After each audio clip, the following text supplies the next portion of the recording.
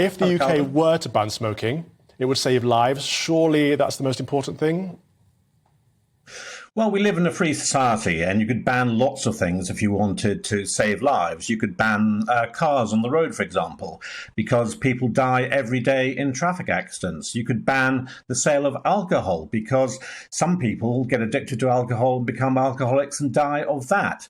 So we have to decide what type of society we live in. No, I'm not a smoker. I grew up in the 70s when a lot of people at school and university around me, they smoked. It didn't encourage me to smoke. But at the end of the day, you know, once you become 18, you're an adult. And in a free liberal society, a mature society, you have to be allowed to make choices, even if some of those choices might not be good for you. It's your choice, it's not the government's.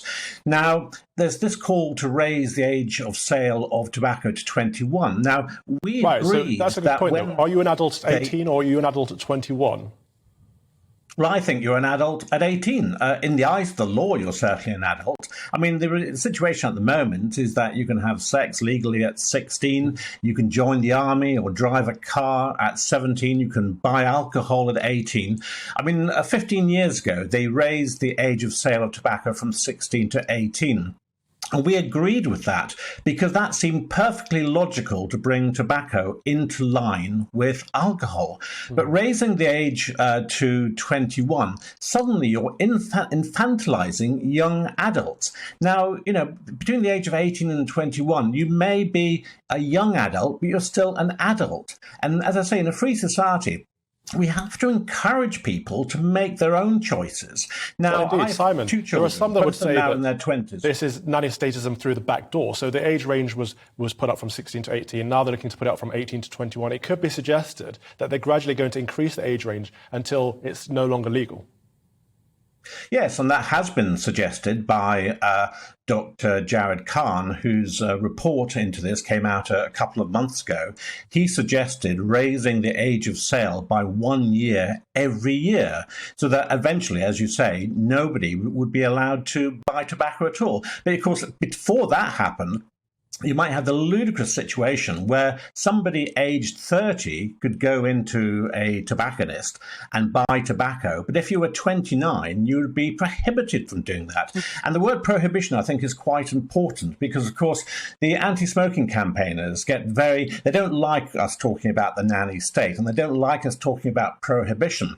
But what we're seeing with tobacco is creeping prohibition. We've seen it repeatedly over the last 15, 20 years when a whole series of new laws have been introduced designed to force people to give up smoking. Now, as an organisation, Forest does not have any problem with smoking rates coming down. They've been falling for 50 years. Most of the biggest reasons for that has been that people have been educated about the health risks of smoking. They understand the health risks of smoking, and they either don't start smoking in the first place, or millions of people have chosen to give up. But they've chosen, until the last 20 years, they chose to give up of their own accord. It was their decision. That's the key. What's happened in the last 20 years? We've seen a sea change where the government is trying to bully and coerce people to give up, and that's what we object to. I'm with you 100% on that one. Simon Clark, Director of the Smokies Lobby Group, Forest. Thank you very much. I'm also joined by stop smoking expert Louise Ross. Louise, thank you so much for joining us. Smoking generates a lot of tax revenue, £8.8 billion. That's a significant sum. Can we do without it? Well, one of the proposals in the Khan review that Simon referred to was to put a levy onto the tobacco industry. So, the tobacco industry has caused the huge toll of death, disability and disease that smoking causes. They should pay for the treatment of smokers, for providing support for people to quit.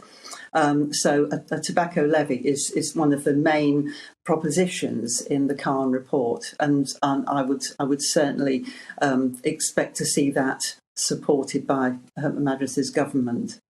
But where does this stop? If we say we're going to ban smoking because it's going to protect people's health, do we then say we're going to ban red meat? Are we going to ban alcohol? Do you not see this as a thin end of the Well, I'm curious where you've got the idea that the UK is going to ban smoking, because that was not on the list of recommendations. But many very useful things were. For instance, But the recommendation was that we keep increasing the age healthcare of prohibition. We keep increasing the age of prohibition until it's no longer legal. So it was kind of a sneaky way of banning smoking, wasn't it? But that isn't government policy. That is one of a list of recommendations by somebody who took a very comprehensive look at all the things that could be done to reach the point where this country has fewer smokers than ever before. Now, an ambition to drive smoking rates down to 5% would be, to achieve that would mean that the health of the population improves, that pregnant women are so much less likely to smoke when they're carrying their babies, young children are less likely to become smokers. Okay, Louise, so what the smoke-free ambition is about. It's not about banning If we step away smoking. from government intervention for a moment, what approach would you take to convince people to kick the habit? Well, most people who smoke wish they'd never started in the first place, and they would like more help to actually stop. Now, we've got an excellent stop smoking service nationally, and not enough people use it. They may have fears about what it might mean, but there are many other ways that people can get help to stop smoking, and one of those is using non-smoked products. So I personally and professionally do a lot to recommend vaping as an alternative to smoking, because you've got the nicotine without the smoke, without the tar, the carbon monoxide, the harmful products of combustion. And I spoke to somebody who used to be a smoker just yesterday, and she said she's done it. She's achieved what she always wanted to achieve, and that is not smoking, because she's used a really good vape.